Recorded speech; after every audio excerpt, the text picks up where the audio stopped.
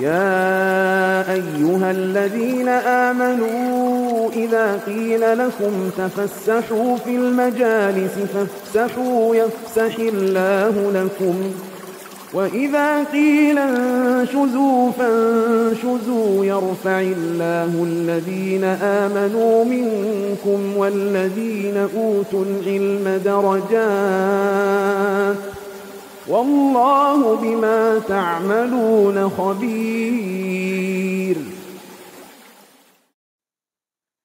بسم الله الرحمن الرحيم. السلام عليكم ورحمة الله وبركاته. ونستعينه ونستغفره ونعوذ بالله من شرور أنفسنا وسيئات أعمالنا. من يهده الله فلا مضل له ومن يضلل فلا هادي له وأشهد أن لا إله إلا الله ربي وحده لا شريك له وأشهد أن محمدا عبده ورسوله. يا أيها الذين آمنوا اتقوا الله حق تقاته ولا تموتن إلا وأنتم مسلمون. يا أيها الناس اتقوا ربكم الذي خلقكم من نفس واحدة وخلق منها زوجها وبث منهما رجالا كثيرا ونساء. اتقوا الله الذي تساءلون به والأرحام إن الله كان عليكم رقيبا. يا أيها الذين آمنوا اتقوا الله وقولوا قولا سديدا يصلح لكم أعمالكم ويغفر لكم ذنوبكم ومن يطع الله ورسوله فقد فاز فوزا عظيما. اعلموا فإن أصدق الحديث كتاب الله وخير الهدي هدي محمد صلى الله عليه وسلم وشر الأمور محدثاتها وكل محدثة بدعة وكل بدعة ضلالة وكل ضلالة في النار. أما بعد. Ayo ikhwah rahimani wa rahimakumullah. Insyaallah pada kesempatan kali ini kita akan membahas dua poin terakhir dari kitab Hilyah Thalibul Ilm, kitab perhiasan penuntut ilmu yang ditulis oleh Syekh Bakar bin Abdullah Abu Zaid rahimahullah rahmatan wasi'ah. Dua poin ini dua poin yang amat penting untuk kita pahami karena berkaitan sekali dengan intisari dari kitab ini dan juga tentang bagaimana seseorang harus bersikap di dalam agama. Perlu diketahui ayuhal ikhwah, Ahlus Sunnah merupakan kelompok yang terasing di tengah-tengah kaum muslimin.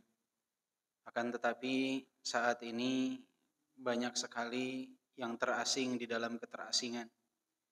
Artinya kalau dahulu Sunnah wal Jamaah mereka terasing di tengah-tengah umat, tetapi mereka memiliki satu warna yang sama. Saat ini ada keterasingan di dalam keterasingan tersebut. Dan ini adalah sunnatullah, sesuatu yang pasti akan terjadi. Oleh sebab itu, jangan bersedih dan jangan galau di saat kita berada dalam kelompok orang-orang yang terasing. Karena di akhir zaman orang yang berpegang teguh kepada agamanya seperti orang yang memegang bara api, yang mana akan sangat mudah sekali untuk lepas. Sulit, penuh dengan cobaan, akan tetapi bersabarlah. Sabar di atas kekurangan, karena banyak yang tergelincir oleh fitnah harta. Sabar di dalam menjaga keikhlasan, karena banyak yang tergelincir dengan fitnah syuhrah. Sabar di dalam beribadah kepada Allah Subhanahu wa taala, karena banyak yang tergelincir dalam kefuturan. Bersabarlah, fasabrun jamil, sebagaimana yang dikatakan oleh Nabi Yaqub alaihi salam, kesabaran itu indah. Dan keterasingan ini ayuhal ikhwah, sesuatu yang sangat luar biasa sekali nampak di zaman sekarang. Banyak sekali syubhat-syubhat setipis tisu yang sering anak katakan. Sesuatu yang kalau dalam pandangan sesaat akan mengatakan mungkin tidak ada salahnya perbuatan tersebut. Tetapi jika diteliti, didalami, ternyata dalam satu permasalahan itu banyak masalah-masalah yang ada di dalamnya, baik yang berkaitan dengan manhaj dan yang semisalnya. Dan yang sangat disayangkan, orang-orang yang terasing ini merasa terasing dengan pelajaran yang harusnya mereka pelajari. Sekarang sudah amat jarang pembahasan berkenaan dengan manhaj. Sekarang sudah sangat jarang pembahasan berkenaan dengan akidah. Sudah amat jarang pembahasan berkenaan dengan tauhid. Banyak sekali pembahasan bergantung kepada apa yang diinginkan oleh mustami'in, oleh para pendengar. Apa yang diharapkan oleh mereka, itu yang disampaikan. Kadangkala sesuatu yang hak seringkali sulit untuk disampaikan karena kondisi dan keadaan yang tidak memperbolehkannya. Maka ayyuhal ikhwah rahimani wa rahimakumullah, berusahalah untuk beragama secara penuh. Jangan kita memilah dan memilih apa yang sesuai dengan keinginan kita, tetapi pilihlah apa yang sesuai dengan kebenaran.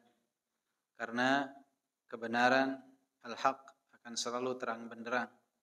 Kebenaran akan menuntun kita menuju keridhaan Allah Subhanahu wa ta'ala. Allahul musta'an. Dan juga ayyuhal ikhwah rahimani wa rahimakumullah, berhati-hatilah dari segala bentuk hal yang tidak kita melihat apa yang dilakukan oleh para salaf. Sering sekali kita katakan, salah satu cara untuk melihat atau menjadi patokan awal dari satu perbuatan yang akan kita lakukan, kita menoleh apakah para salaf melakukan hal tersebut. Sekiranya para salaf melakukan hal ini, apakah pantas bagi mereka melakukannya? Apakah cocok untuk mereka melakukannya? Seringkali kita menganggap dalam satu sisi perbuatan tersebut baik, tapi ternyata banyak hal-hal yang bertolak belakang dengan prinsip di dalam manhaj cara beragama yang seharusnya kita pegang teguh. Maka tidak cukup hanya pandangan kita saja, tidak cukup hanya perasaan kita saja, karena dua hal tersebut bukanlah dalil. Dalil adalah Al-Quran dan As-Sunnah sesuai dengan pemahaman salaful ummah. Dan ketika berhadapan dengan perkara-perkara baru, jangan mengandalkan akal dan perasaan, namun lihatlah terlebih dahulu apa yang dikatakan oleh para ulama. Jika hal tersebut belum dikatakan oleh mereka, maka tanyakan kepada mereka tentang perkara itu. Bacalah fatwa mereka tentang perkara itu. Atau tanyakan kepada asatidz al-fudhala, yang mana mereka mungkin bisa menjadi wasilah bagi kita untuk mendapatkan fatwa tersebut. Dengan bertanyanya mereka kepada para ulama, sehingga kita dapat berjalan di atas basirah. Jangan pernah mengandalkan perasaan dan akal semata. Jangan pernah mengatakan kalau tidak seperti ini nanti seperti itu. Jika tidak seperti ini nanti mau bagaimana?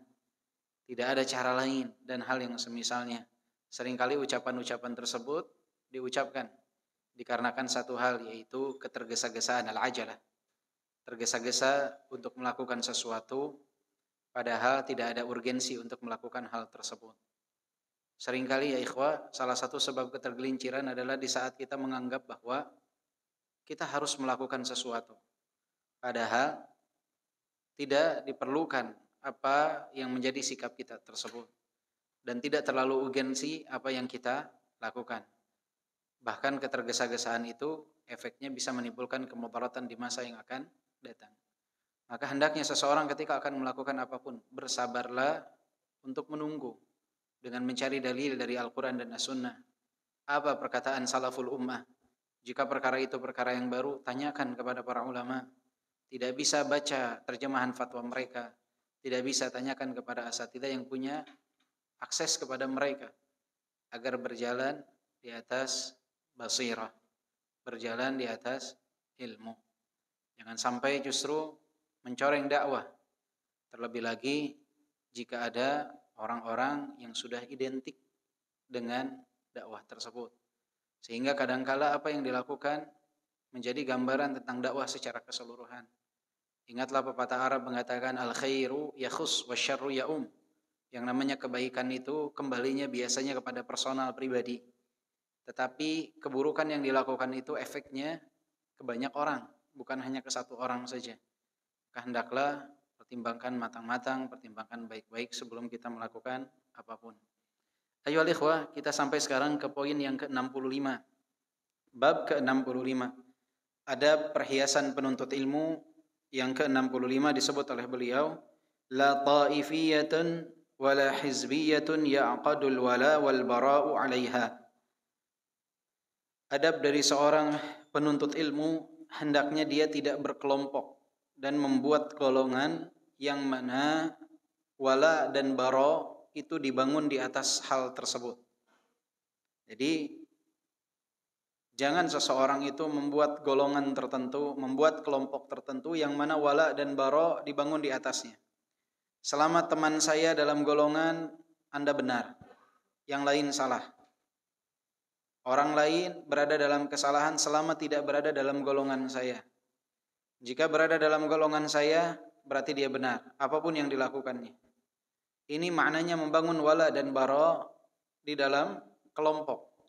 Membangun wala dan bara di dalam golongan. Dan ini tidak boleh memecah belah umat. Tidak boleh ada hizbiyah wala ta'ifiyah. Tidak diperkenankan. Seseorang membuat kelompok khusus yang mana wala dan bara dibangun di atasnya. Dan sering sekali biasanya di awal pembuatan kelompok organisasi itu tujuannya adalah sebagai wasilah di dalam dakwah. Dikarenakan tinggalnya seseorang di negara yang tidak diperkenankan untuk melakukan aktivitas apapun kecuali berada di bawah naungan kelompok tertentu, organisasi tertentu atau yayasan tertentu. Seringkali di awal masa pembuatan yayasan tersebut tujuannya sebagai wasilah untuk memudahkan dalam berdakwah. Tapi lambat laun justru wala dan bara dibangun di atasnya. Permusuhan bisa terjadi hanya karena perebutan nama yayasan. Permusuhan bisa terjadi hanya karena berbeda bendera yayasan. Bahkan tidak sedikit pertikaian, pertengkaran terjadi hanya karena sebuah nama. Hanya karena sebuah golongan. Bukankah itu hanyalah wasilah?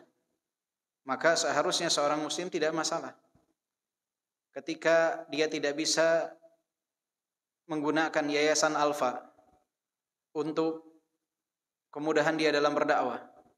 Gunakan yayasan Ba. Tidak bisa menggunakan yayasan Ba, tidak masalah. Ikutlah dengan yayasan Ta. Yayasan Ta tidak bisa, buatlah yayasan Dal. Enggak ada masalah. Daripada kekeh dan terus pokoknya darah saya di atas yayasan ini, itu enggak boleh. Sering sekali terjadi. Jadi awalnya wasilah, sekarang malah jadi ta'ifiyah, kelompok-kelompok. Pokoknya kelompok saya benar, kelompok ini enggak benar. Antum enggak boleh mengisi di masjid ini. Kenapa? Karena antum tidak punya kartu organisasi Yayasan Al-Fulan. Itu sering kejadian. Ya? Sering kejadian. Saya sendiri di kampung halaman saya, tempat lahir, tempat tinggal dari kecil, depan rumah persis itu ada masjid. Depan rumah persis itu dulu ada masjid. Sampai sekarang masih ada masjid. Yang kita dulu itu sering beraktivitas di masjid tersebut. Tapi tidak diperbolehkan saat ini untuk mengisi di masjid itu. Alasannya adalah karena tidak memiliki kartu organisasi yayasan. Subhanallah. Masjid wakaf lillah. Yang mana tidak boleh yang namanya kelompok ta'ifiyah membatasi gerakan dalam dakwah. Kalau tidak boleh karena Anda menyelisih Al-Quran dan As-Sunnah dalam dakwah Anda, nggak masalah. Tapi tidak boleh karena tidak memiliki kartu anggota, ini adalah satu musibah yang amat luar biasa. Dan ini terjadi di banyak tempat. Ya. Ini terjadi di banyak tempat. Ya. Sebagian mengatakan, oh saya kan tidak berpartai. Hizbiyah ini kan partai. Saya nggak berpartai. Tapi kadang seseorang juga, dia tidak menggunakan bendera yayasan. Tidak menggunakan bendera partai. Tapi sifat fanatismenya itu ada. Jadi patokannya itu bukan ada bendera atau tidak ada bendera, ada nama yayasan atau tidak ada yayasan. Sifat dari wala dan bara dibangun di atas kelompok itu yang tidak boleh. Walaupun kadang-kala tidak memiliki bendera. Tidak memiliki bendera. Hati-hati dengan hal tersebut. Syekh di sini mengatakan, Ahlul Islam laisa lahum simatun siwal Islam wassalam. Ahlul Islam itu tidak memiliki ciri khas kecuali Islam dan keselamatan. Ciri khas. Faya talibal ilmi barakallahu fik wa fi ilmik. Wahai para penuntut ilmu, semoga Allah memberkahi dirimu, memberikan keberkahan kepadamu dan dalam ilmu. Utlubul ilm. Tuntutlah ilmu. Watlubul amal. Dan berusahalah untuk beramal. Wad'u ilallahi ta'ala ala tariqatis salaf. Dan berdakwahlah di jalan Allah Subhanahu wa taala sesuai dengan jalannya para salafus saleh terdahulu. Dari golongan para sahabat, para tabi'in, para atba'ut tabi'in dan yang setelahnya. Wala takun kharrajan wallajan fil jama'at. Jangan menjadi orang yang keluar masuk dalam kelompok-kelompok. Fatakhruju minas si'ah ilal qawalib ad-dayiqah. Yang tadinya agama Islam itu luas, kemudian dia menjadikannya terstruktur sempit, dangkal. Gara-gara kelompok-kelompok tersebut. Luas Islam ini. Tapi dia yang membuatnya menjadi apa? Sempit. Dia yang membuatnya menjadi sempit. Masjid banyak. Tapi enggak mau kecuali masjid A, tidak mau kecuali masjid B. Padahal masjid banyak. Fal Islamu kulluhu laka jaddah wa manhaja. Islam itu apa? Seluruhnya jalan dan manhaj. Wal muslimuna jami'uhum humul jamaah, dan seluruh kaum muslimin adalah jamaah. Wa inna yadallahi ma'al jamaah fala ta'ifiyya wala hizbiyya fil Islam. Enggak ada yang namanya kelompok, partai dan yang semisalnya dalam Islam. Ini yang diperjuangkan apa? Islam atau tidak? Contoh sekarang banyak partai Islam di Indonesia, tapi enggak ada persatuan di antara mereka. Ini yang dituju itu menegakkan syariat Islam atau menggunakan Islam sebagai wasilah untuk mendapatkan kedudukan. Yang tadinya mengatakan bahwa hal tersebut digunakan sebagai wasilah untuk memperjuangkan agama, sekarang justru agama yang dijadikan alat untuk memperjuangkan kedudukan. Kalau niatnya sama akan bersatu. Tapi karena niatnya berbeda, tidak sesuai, maka tetap akan terpecah belah. Di luar itu, yang dalam bentuk yayasan, jarang sekali di antara yayasan dengan yayasan mau bergotong royong. Karena merasa yayasan saya harus muncul lebih baik daripada yayasan lain. Sebagian bukan dengan yayasan, dengan masjid, DKM, satu dengan DKM yang lain. Tidak berkolaborasi tapi masing-masing ingin muncul. Ingin menjadi yang terhebat. Bahkan majelis taklim satu dengan majelis taklim yang lain. Tidak mau berkolaborasi. Yang penting dakwah itu sampai kepada umat. Mau pakai nama majelis taklim A, majelis taklim B, panitianya A, panitianya B, panitianya C, enggak masalah harus. Enggak boleh ada pengeksklusifan dalam sesuatu. Ini banyak sekarang majelis taklim datang ke satu masjid, mengetok pintu ke satu masjid. Kami ingin mengadakan acara, tapi panitia hanya kami, tidak boleh kalian ikut campur. Subhanallah. Padahal sama-sama manhajnya sama, dakwahnya sama, jalannya sama. Ini namanya ta'ifiyah. Enggak boleh seperti itu. Semua harus dibangun di atas kolaborasi. Dibangun di atas kolaborasi. Dan sekarang, subhanallah, dakwah ini udah kayak produk dagang. Masing-masing punya label tersendiri. Udah punya merek tersendiri. Yang diperjualbelikan. Wala dan bara dibangun di atas tersebut. Logo tersendiri. Semua tersendiri. Jadi dagangan. Bukan lagi sebagai dakwah seperti yang dulu kita kenal. Di awal-awal masa dakwah. Masing-masing sudah punya warnanya sendiri. Masing-masing sudah punya kelompoknya sendiri. Musibah. Wa u'idzuka billahi an tatasadda' fatakuna nahaban bainal firaq wat tawaif wal madahib al batila wal ahzab al ghaliyah ta'qudu sultan al wala wal bara 'alayha.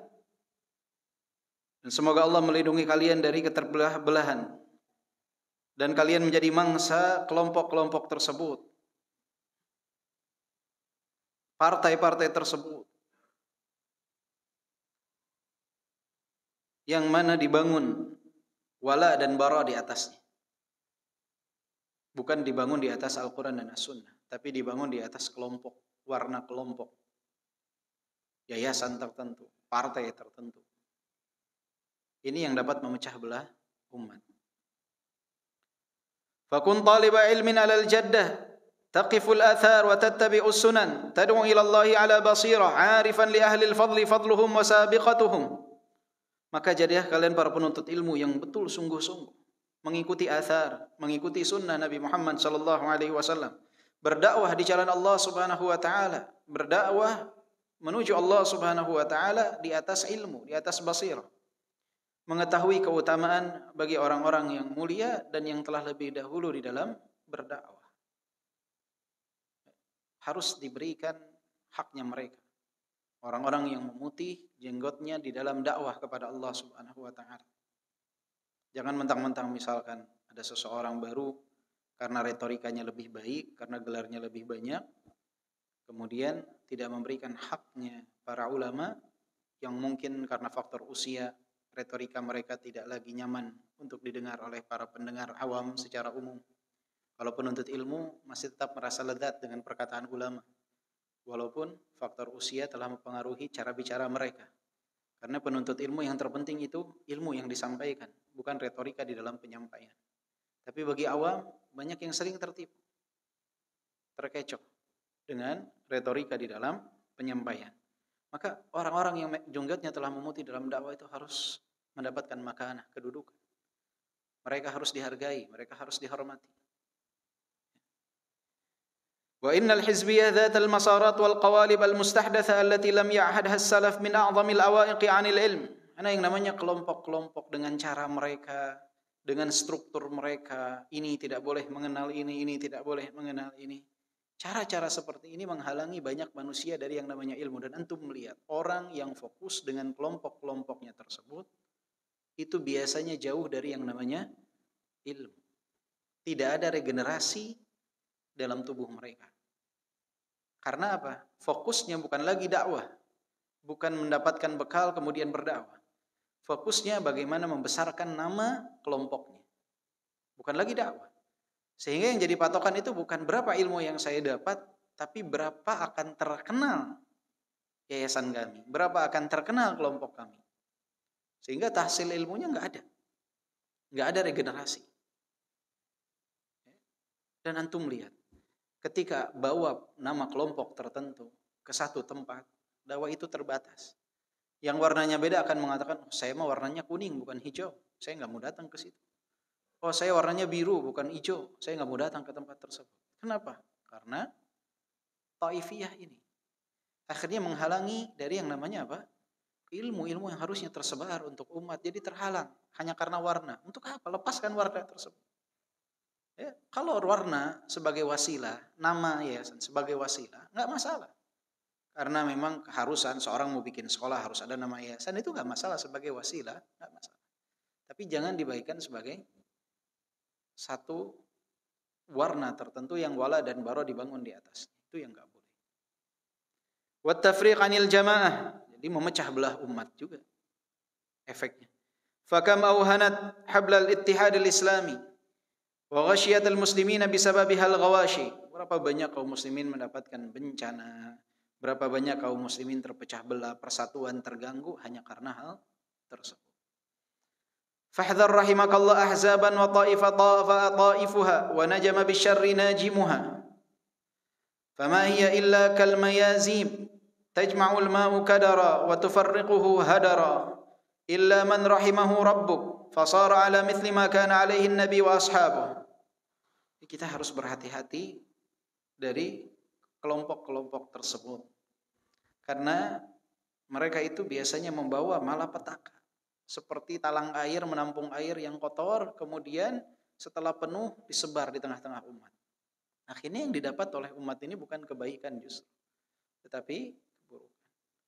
Dan biasanya kelompok-kelompok ini fokusnya itu bukan kepada berapa ilmu yang didapat, tetapi lebih ke seremonial dalam sesuatu. Seremonial. Jadi bukan apa tahsil ilmu yang didapat, enggak, seremonial. Yang penting dapat momentum, orang kenal, orang banyak datang, itu saja. Itu saja. Mungkin kajian judulnya misalkan daurah dari pagi sampai sore. Banyaknya seremonial. Nanti ilmu yang disampaikan misalkan setengah jam saja. Sisanya hal-hal yang bersifat seremonial. Sama seperti barang dagangan sudah. Seperti barang dagangan. Ini tidak sesuai dengan apa yang seharusnya. Maka tidak boleh wala dan bara dibangun di atas kelompok, harus dibangun di atas Al-Quran dan As-Sunnah. Qala Ibnul Qayyim inda alamati ahli al-ubudiyah, al-alamatu tsaniyah qawluhu wa lam yunsabu ila ism. Ciri hamba Allah Subhanahu wa taala itu, kata beliau adalah wa lam yunsabu ila ism. Kata Ibnul Qayyim, tidak dinisbatkan kepada nama tertentu. Enggak. Ai lam yashtahiru bismin yu'rafuna bihi 'inda an-nas min al-asma'i allati sarat 'alaman li ahli at-tariq. Mereka itu tidak dikenal dengan nama tertentu yang seperti tanda untuk kelompok-kelompok tersebut. Wa aidan fa innahum lam yataqayyadu bi 'amalin wahidin yajri 'alaihim ismuhu fayu'rafuna bihi duna ghairihi min al-a'mal. Fa inna hadha afatun fil 'ubudiyyah wa hiya 'ubudiyyah muqayyadah. Atau sebagian dari kelompok tersebut hanya terkenal dengan satu amalan dan dia melepaskan diri dari amalan-amalan yang lain. Amalannya satu saja. Mengelompokkan diri dengan satu amalan itu saja. Padahal amalan itu sangat banyak. Misalkan membuat kelompok khusus dalam sedekah saja. Kemudian melalaikan diri dalam perkara-perkara yang lain. Padahal kita ini bisa beribadah kepada Allah dalam sedekah, dalam puasa, dalam salat, dalam zikir, dan dalam yang lainnya. Tapi membuat nama yang fokus kepada nama tertentu saja. Dan ini banyak. Mirip sekali benar dengan barang dagangan. Ada orang fokus pokoknya dia pasta giginya jadi pewangi saja. Dia nggak peduli tentang kekuatan giginya. Fokusnya kepada apa? Mewangikan. Ada yang fokusnya menguatkan. Ada yang fokusnya kayak shampoo saja. Ada yang fokusnya apa? Anti ketombe. Di dagangnya anti ketombe saja yang jadi fokusnya. Ada yang mewangikan. Ada yang menumbuhkan rambut. Nah sekarang dalam dakwah, kata beliau, ini perkataan entah kapan Ibnul Qayyim mengatakan, ratusan tahun yang lalu. Kata beliau, orang membuat kelompok kemudian mengkhususkan dengan ibadah tertentu. Memalingkan diri dari ibadah yang lain. Ini enggak boleh. Diketahui dengan ibadah tertentu dan tidak memfokuskan diri untuk seluruh ibadah, tapi hanya pada ibadah tertentu saja. Ini tidak diperbolehkan. Kenapa? Karena dia telah menyanyiakan diri. Karena ibadah ini banyak. Pintu kebaikan itu banyak luar biasa. Pintu kebaikan itu banyak. Jadi seseorang itu harusnya dia beribadah itu sesaat dia menuntut ilmu, sesaat dia sholat, sesaat dia berzikir, sesaat dia melakukan pintu kebaikan yang amat banyak, mencari rizki, itu pintu ibadah. Ada yang dia tidak mau mencari rizki, apa pokoknya diem saja, tidak mau mencari nafkah, terkenal dengan ibadah tertentu saja, ini tidak diperbolehkan. Wa amma al-'ubudiyyah al-mutlaqah fala yu'rafu sahibuha bismin mu'ayyan min ma'ani asma'iha fa innahu mujibun lida'iha ala ikhtilafi anwa'iha falahu ma'a kulli ahli 'ubudiyyatin nasib yadribu ma'hum bisaham. Kalau ubudiyah mutlaqah, orang yang menyembah Allah secara kafah, secara umum, dia enggak mau tuh nisbah kepada satu saja. Dia pengennya beribadah kepada Allah secara apa? Secara umum. Semua ibadah diambil. Fala yataqayyad birasmin wala isyara wala ismin wala bisai wala tariqin wad'il istilahi. Jadi mereka itu enggak mau terikat dengan tanda tertentu, nama tertentu, pakaian tertentu, jalan tertentu yang dibuat. Yang dibuat enggak mau. Mereka enggak mau tuh hanya dikenal dengan nama tertentu, kelompok tertentu, pakaian tertentu. Nah, ini terjadi kan? Ada sebagian kelompok tuh pakaiannya beda. Oh, ini level ini pakaiannya begini, level ini pakaiannya begini, level ini pakaiannya. Oh, kalau imamah ini pakaiannya begini. Jadi kadang pakaian itu ada kekhususan. Oh ini mah apa? Khusus syekh pakaian. Kalau Ahlus Sunnah wal Jamaah, kalau menyatu itu nggak kelihatan. Mana syekhnya, mana mustafidnya, mana talibnya, mana yang baru belajar, ini tidak terlihat. Kenapa? Karena diajak untuk mencontoh Rasul. Semuanya sama. Berpakaian serupa. Menutup aurat. Berpakaian syar'i. Tidak membentuk lekukan tubuh. Berusaha untuk mengangkat pakaian di atas. Mirip. Jadi kalau berjalan nggak kelihatan. Mana syekhnya nggak kelihatan. Berapa kali Syekh Mukbil